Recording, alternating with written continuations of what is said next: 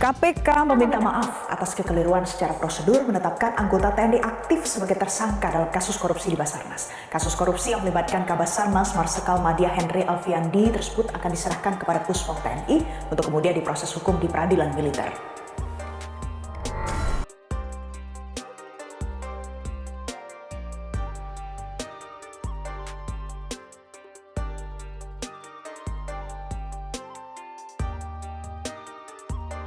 Operasi tangkap tangan yang dilakukan Komisi Pemberantasan Korupsi terhadap sejumlah orang terkait dugaan korupsi di Badan SAR Nasional atau Basarnas berbuntut panjang.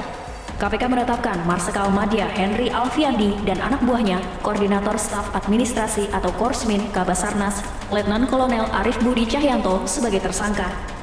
Henry diduga menerima suap hingga 88,3 miliar rupiah dari beberapa proyek di Basarnas sejak 2021 hingga 2023. Selain Henry dan Arif, KPK juga menetapkan 3 orang dari pihak swasta yang mengikuti tender elektronik abal-abal pengadaan alat pendeteksi korban reruntuhan di Basarnas. OTT dan penetapan tersangka perwira tinggi dan perwira menengah TNI dalam kasus korupsi di Basarnas membuat marah Markas Besar TNI Cilangkap. Sejumlah pejabat tinggi TNI yang dipimpin Komandan Puspom TNI Marsikal Muda Agung Handoko mendatangi Gedung Merah Putih Lembaga Anti Rasuah. Seusai pertemuan, pimpinan KPK dan pimpinan TNI menggelar konferensi pers bersama. Menurut Dan Puspom Marsikal Muda Agung Handoko, TNI memiliki hukum yang diatur dalam Undang-Undang Nomor 25 Tahun 2014 tentang Hukum Disiplin Militer. Pihak militer juga menggunakan Pasal 9 Ayat 1 Undang-Undang Nomor 31 Tahun 1997 yang pada dasarnya menegaskan bahwa peradilan yang berwenang mengadili prajurit TNI yang melakukan tindak pidana ialah peradilan militer. Kejadian tangkap tangan ini khususnya Panglima sangat kecewa karena kenapa korupsi masih terjadi di lingkungan TNI.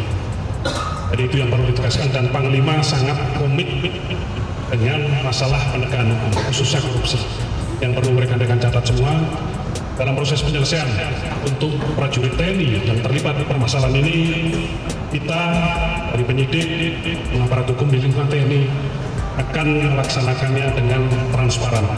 Silakan teman-teman media mengikuti prosesnya sampai dengan selesai. Wakil Ketua KPK Johanis Tanak pun meminta maaf dan mengakui ada kekeliruan terkait proses hukum dugaan korupsi yang melibatkan Henry dan Arif. Johanis mengakui pihaknya tidak koordinasi dengan Puspom TNI.